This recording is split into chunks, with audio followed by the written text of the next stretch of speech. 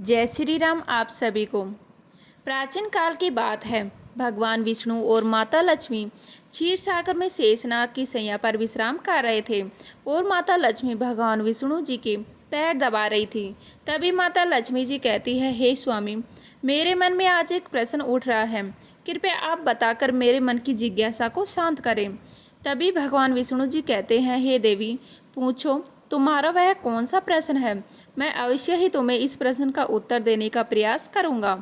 माता लक्ष्मी जी कहती है, हे स्वामी, मेरा प्रश्न यह है कि पति पत्नी का रिश्ता कितने जन्मों तक रहता है। कौन से पति पत्नी का 7 जन्मों तक रहता है।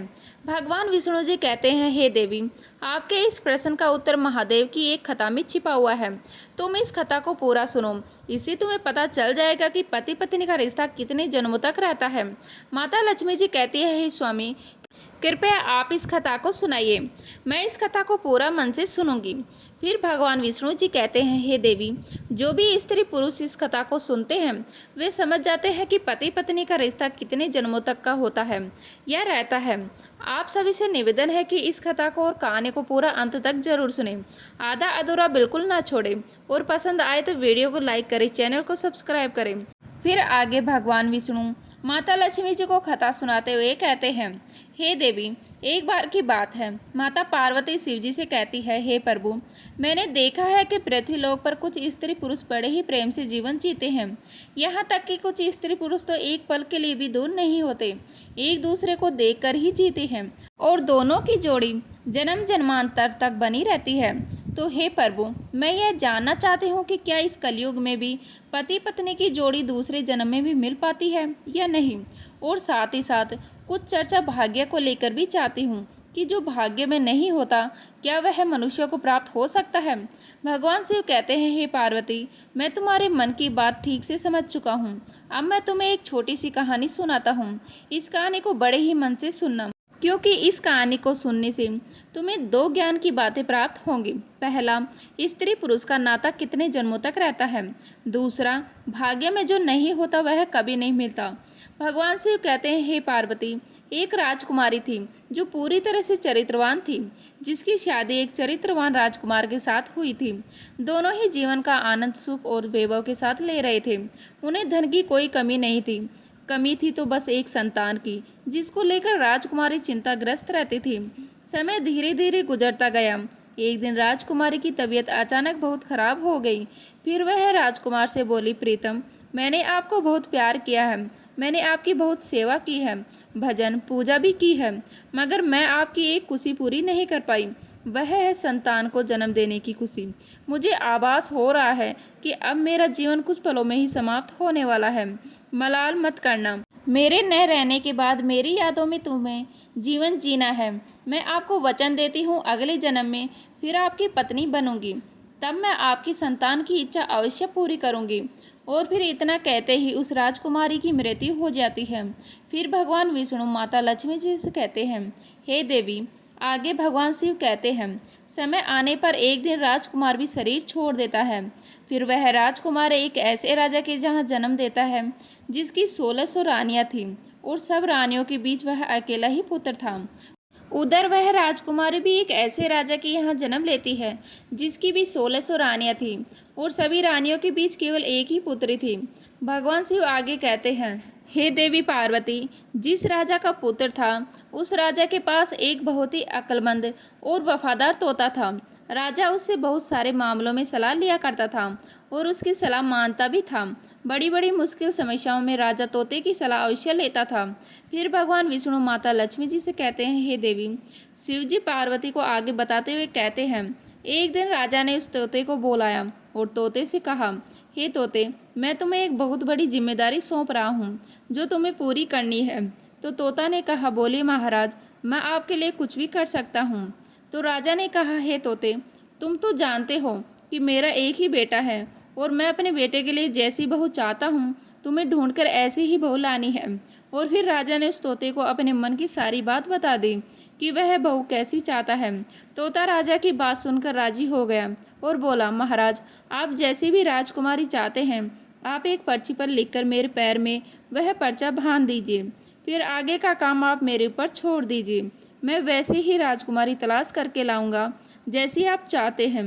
फिर तोते की बात सुनकर राजा ने एक पर्ची पर अपनी पसंद की राजकुमारी के बारे में लिख दिया कि वह कैसी राजकुमारी चाहता था, और उस पर्ची को तोते के पैर में बांध दिया। फिर तोता वहां से राजकुमारी की खोज में उड़ता हुआ चल देता है। जब तोता एक पड़ोसी देश में पहुंचा जहां बहुत भारी बारिश हो रही थी, तो उसे एक जंगल में शरण लेनी पड़ी। उसे एक पुराना पेड़ मिल गया था जो खोखला था। वहीं उसे लगा कि वह उस जगह पर उसे आराम करने की इच्छा हुई। जैसे ही तोते ने उस पेड़ के खोखले हिस्से के अंदर जाने की कोशिश किया, वैसे ही अंदर से एक आवाज़ आई, तुम अंदर मत घुसना, नहीं तो तुम अंधे हो जाओगे। तोता यह डरावनी बात सुनकर उस पेड़ के खोखले हिस्से के अंदर नहीं घुसा और पेड़ की जड़ के पास उग रही एक टहनी पर जाकर बैठ गया और बारिश खत्म होने का इंतजार करने लगा। बारिश बंद होने के बाद उस खोखली जगह में से एक मैना निकली और आकर तोते के पास बैठ गई। फिर दोनों बहुत देर तक बातें करने लगे। इस बीच तोते ने मैना को सारी बात बताई कि वह कहाँ जा रहा था। तोते की बात सुनकर मैना कहने लगी, आज हमारी मुलाकात बहुत ही अच्छी रही। और फिर वह मैना तोते से आगे कहती है, आप अपने मालिक के प्रति जितने वफादार हैं, मैं भी अपने मालिक के प्रति उतनी ही वफादार हूँ। आप अपने राजा के बेटे के लिए एक ऐसी राजकुमारी की तलाश कर रहे हैं जिसमें सभी गुण हो, और मैं भी अपने राजा की बेटी यानी राजकुमारी के लिए ऐसे राजकुमार की तलाश में निकली हूँ जिसमें सारे गुण हो। फिर भगवान विष्णु माता लक्ष्मी जी से कहते हैं, हे देवी। शिव इस कहानी को आगे बताते हुए कहते हैं, हे देवी पार्वती। फिर वह तोता कहने लगा, हमारे राजा का कहना है कि हम ऐसे घर की राजकुमारी लेकर आएंगे जिस राजा की 1600 रानियां होंगी, क्योंकि हमारे राजा की भी 1600 रानियां हैं। तो मैना कहने लगी, अब तो बात बन ही जाएगी, क्योंकि तुम्हारे राजा की भी 1600 रानियां हैं और हमारे राजा की भी। तुम्हारे राजा पर केवल एक राजकुमार है और हमारे राजा पर केवल एक राजकुमारी। तुम्हारे राजा का राजकुमार भी सर्वगुण संपन्न है और हमारे राजा की राजकुमारी भी सर्वगुण संपन्न है। इस प्रकार तोते ने मैना को राजकुमारी की सारी पसंद बताई और उधर मैना ने तोते को राजकुमारी की सारी पसंद बताई। फिर वह तोता और मैना राजकुमारी के देश में आ गए, क्योंकि तोता मन की मन सोच रहा था, मेरे मालिक का सपना पूरा हो जाएगा, उनकी ख्वाहिश पूरी हो जाएगी, क्योंकि वह जैसी राजकुमारी के बारे में सोच रहे थे वैसे ही राजकुमारी मुझे उनके लिए मिल गई है। फिर भगवान विष्णु माता लक्ष्मी जी से कहते हैं, हे देवी। शिवजी कहानी को आगे बताते हुए कहते हैं, हे देवी पार्वती। इस प्रकार जब तोता और मैना उड़ते हुए राजकुमारी के महल पहुँचे तो महल के एक नौकर ने उनको देख लिया। उसने राजा को जाकर बताया, महाराज, आपने मैना को जिस कार्य के लिए भेजा है उसने आपके साथ बहुत बड़ा विश्वासघात किया है। वह राजकुमार की तलाश में कहीं पर नहीं गई, वह तो एक तोते के साथ घूम रही है। मैंने उसे अपनी आंखों से देखा है, वह आपकी आज्ञा का उल्लंघन कर रही है।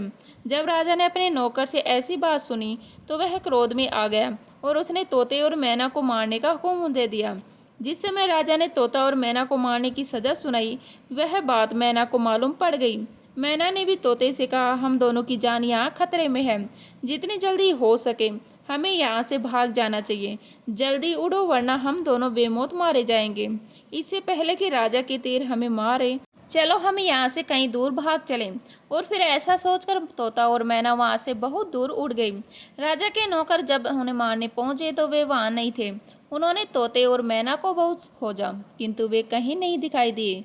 फिर उन्होंने यह सोचकर तसल्ली कर ली कि लगता है तोते और मैना को शाही हुक्म का पता चल गया है, इसीलिए वे किसी सुरक्षित जगह पर चले गए हैं।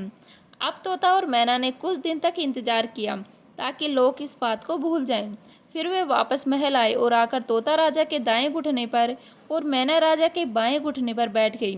फिर तोता और मैना ने राजा से कहा, आप हमें क्यों मारना चाहते हैं? हम तो आपके वफादार हैं, आपके महल के नौकर हमसे जलते हैं, इसीलिए उन्होंने आपसे हमारी बुराई की है। हम तो आपकी खुशखबरी सुनाने आए थे। हम दोनों तोता और मैना बड़े शान वाले राजाओं के नौकर हैं, जो अक्लमंद भी है और अमीर भी। हमने हमेशा आपके साथ वफादारी ही की है। अब तोता और मैना अपने मन की बात बताते हैं और कहते हैं, इस तोते के राजा के यहाँ 1600 रानियाँ हैं और आपके यहाँ भी। उस राजा के पास केवल एक बेटा है और आपके पास केवल एक बेटी है। हालांकि आपने एक दूसरे को कभी देखा नहीं है, लेकिन आपको अपने बच्चों की शादी एक दूसरे के बच्चों से करनी चाहिए। उस राजा को वैसी बहू चाहिए जैसी आपकी बेटी है, और आपको वैसा ही दामाद चाहिए जैसा इस तोते के राजा का बेटा है। भगवान की कृपा से हम लोग आपके राज्य के बाहर एक जंगल में मिले और अब यह अच्छी खबर लेकर आपके पास आए हैं। फिर तोता और मैना ने अपने मन की बात राजा से कहकर राजा को खुश कर दिया। फिर तोते ने राजा की तरफ अपना पैर बढ़ा दिया, जिसमें एक पर्चा बंधा हुआ था और उसमें राजकुमार की पसंद लिखी हुई थी। जब राजा ने उस पर्चे को पढ़ा तो वह बहुत ही खुश हुआ। पहले तो उसे उन तोते मैना पर विश्वास नहीं हुआ, लेकिन जब उसने पर्चा को तोते के साथ देखा तो उसे तोते पर विश्वास हो गया। फिर राजा ने तोते के पैर से राजकुमार की शाही तस्वीर निकाली और अपनी रानियों के पास भिजवा दी। उसने कहा, यह तस्वीर देखकर बताइए कि यह राजकुमार कैसा है। कुछ दिन बीत गए लेकिन तस्वीर वापस नहीं आई। राजकुमारी को यह तस्वीर बहुत ही पसंद आ गई थी और वह उसे अपने हाथ में ही लिया करती थी। कुछ दिनों के बाद रानियों की तरफ से जवाब आया कि राजकुमार सबको पसंद है, अब उसकी शादी जल्दी ही हो जानी चाहिए, क्योंकि राजकुमारी तो राजकुमार को देखे बिना रह नहीं पा रही थी। फिर आगे भगवान विष्णु माता लक्ष्मी जी से कहते हैं, हे देवी। शिव जी आगे कहते हैं, जैसे ही यह जवाब राजा के पास पहुंचा तो राजा ने तोते को यह कहकर वापस भेज दिया कि वह अपने मालिक से जाकर कहे, राजकुमार की मनपसंद लड़की उसे मिल गई है, वह 10 महीने के अंदर अंदर शादी के लिए हमारे पास आ जाएंगे। फिर तोते ने आदर के साथ झुककर राजा को प्रणाम किया और अपने देश को उड़ता हुआ चल दिया। अपने देश पहुंचकर तोते ने राजा को अपनी यात्रा की सफलता के बारे में बताया। यह सुनकर राजा बहुत ही खुश हुआ कि उसे जैसी बहू चाहिए थी वैसी ही राजकुमारी उसके बेटे के लिए मिल गई है। फिर राजा ने तुरंत ही इस शानदार मौके को शानदार तरीके से मनाने का हुक्म दे दिया। राजकुमार के लिए सबसे कीमती और बढ़िया कपड़े बनवाए गए, घोड़ों के लिए बहुत शानदार जीन तैयार किया गया, सिपाहियों के लिए नई नई और भव्य वेशभूषा तैयार की गई। बहुत सारी चीज़ें जैसे अनमोल हीरे जवाहरात, बढ़िया कपड़े, मुश्किल से मिलने वाले फल, कीमती मसाले और उत्तम किस्म के इत्र आदि इकट्ठा किए गए। राजा ने हर चीज़ को खुद याद करके एक एक करके मंगवाया। महीने जल्दी ही गुजर गए। इतनी तैयारियों में समय कब बीत गया राजा को पता ही नहीं चला। पर अफसोस, शादी के कुछ दिन पहले ही राजकुमार का पिता बीमार पड़ गया और उसका देहांत हो गया। यह पूरे परिवार के लिए बहुत बड़ा धक्का था। राजकुमार को अपना जाना टालना पड़ा, क्योंकि ऐसे समय पर शादी के लिए जाना अपने पिता का अपमान करना माना जाता है। जैसे ही राजकुमार के पिता की मृत्यु का शोकाकाल समाप्त हुआ, राजकुमार तोते के साथ राजकुमारी से विवाह करने के लिए निकल पड़ा।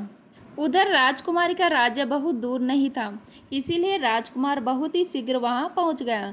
फिर राजकुमार ने अपने डेरे राजकुमारी के महल के पास वाले बगीचे में डाल दिए, किंतु अगर वह राजकुमार उस बगीचे में न घुसा होता तो अच्छा होता, क्योंकि वही उसका प्रिय तोता मारा गया। बगीचे के माली ने उस तोते को मार डाला, क्योंकि वह तोता एक आम के पेड़ पर बैठकर आम खा रहा था और वह आम राजकुमार की ओर फेंक रहा था।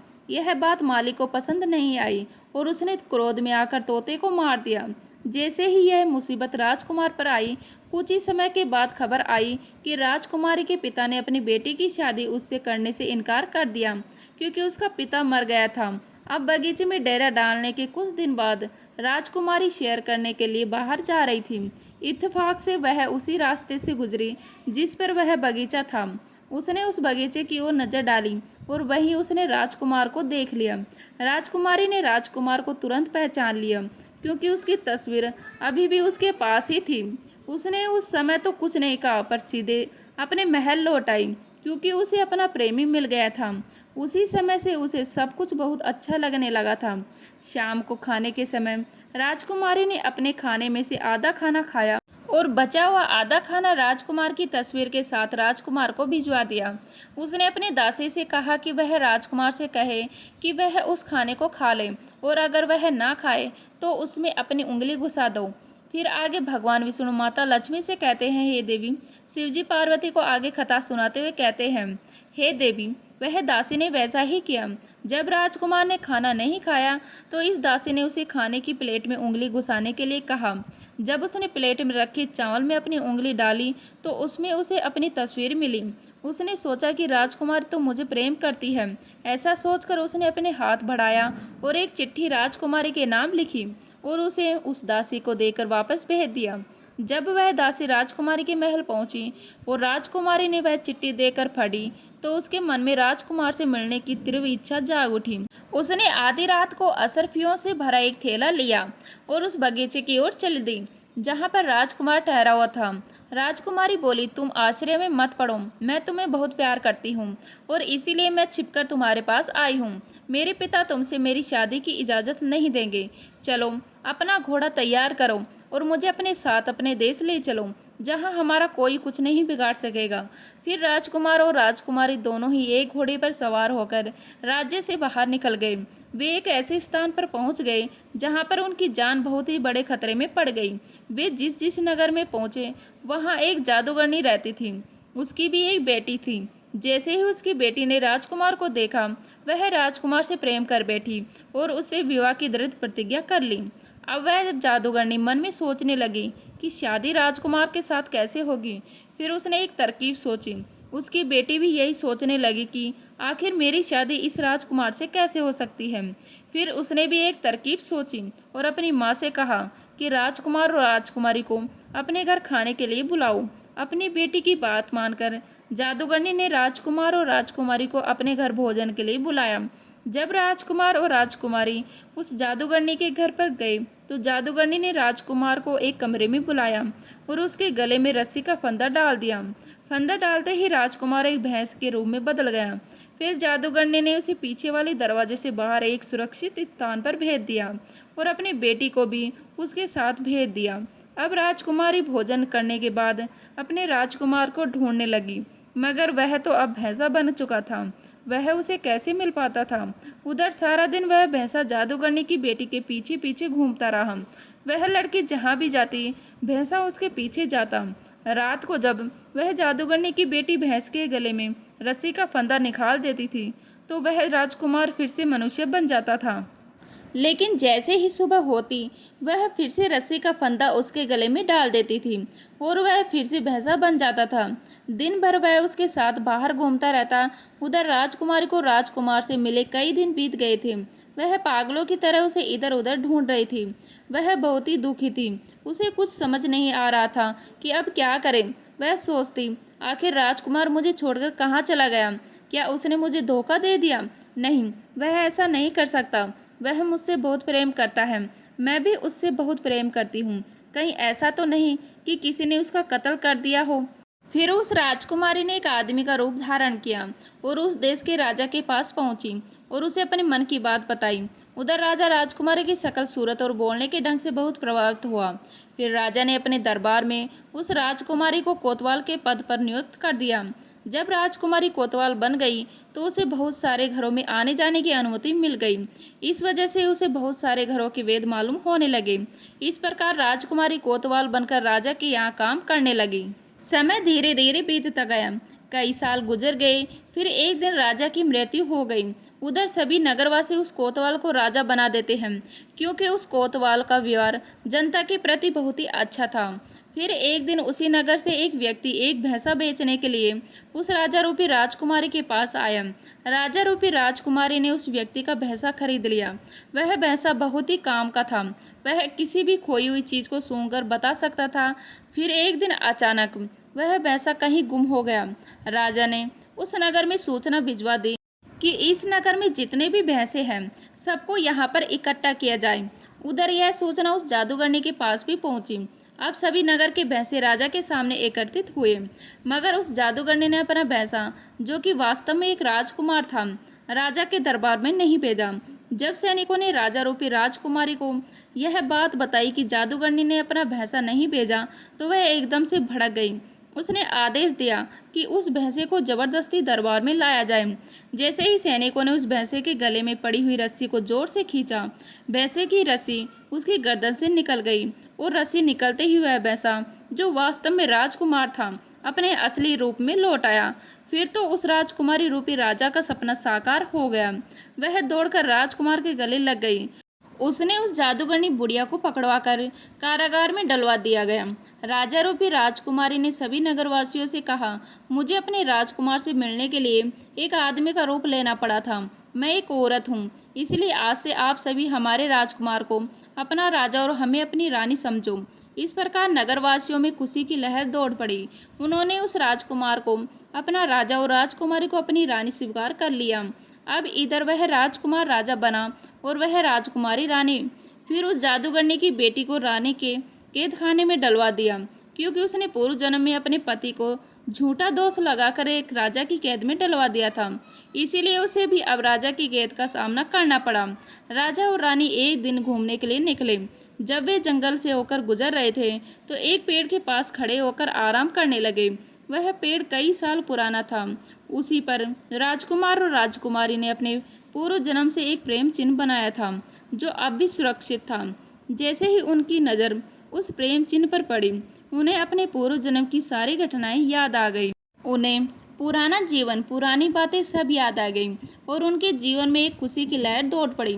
राजकुमारी ने कहा, मुझे सब कुछ याद आ गया। मैं आपको बहुत प्रेम करती हूँ। आप भी मुझे बहुत प्रेम करते हैं। मैंने आपकी बहुत सेवा की थी। केवल मुझे एक ही मलाल था कि मैं आपकी खुशी के लिए एक संतान को जन्म नहीं दे सकी, लेकिन इस जन्म में फिर हम दोनों एक होकर मिले हैं, पति पत्नी के रूप में। यह हमारा प्रेम था, इसलिए हम फिर से मिले हैं। मुझे पूरा विश्वास है कि इस जन्म में ईश्वर हमारी अवश्य सुनेगा और आपको संतान का सुख अवश्य मिलेगा। फिर समय धीरे धीरे गुजर गया। पूर्व जन्म के जो भी अधूरे भाग्य थे, वे भी इसी जन्म में पूरे हो गए। रानी ने गर्भ धारण किया और समय आने पर एक सुंदर पुत्र को जन्म दिया।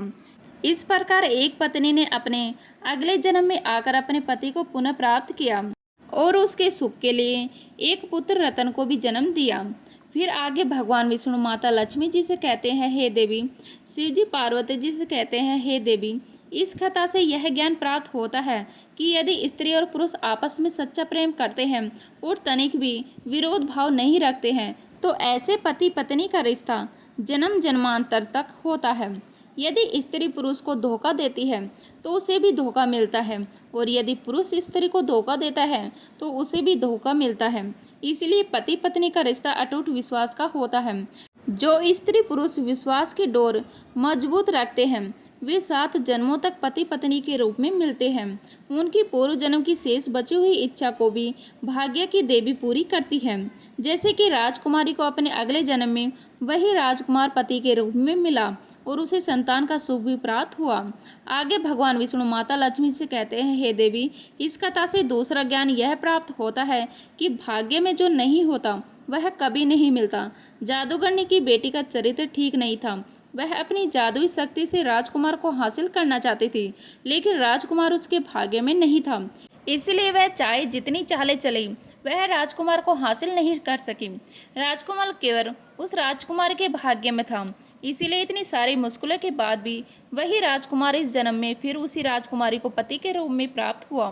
फिर आगे भगवान विष्णु जी माता लक्ष्मी जी से कहते हैं, हे देवी। ऐसे पति पत्नी का रिश्ता जन्म जन्मांतर का होता है।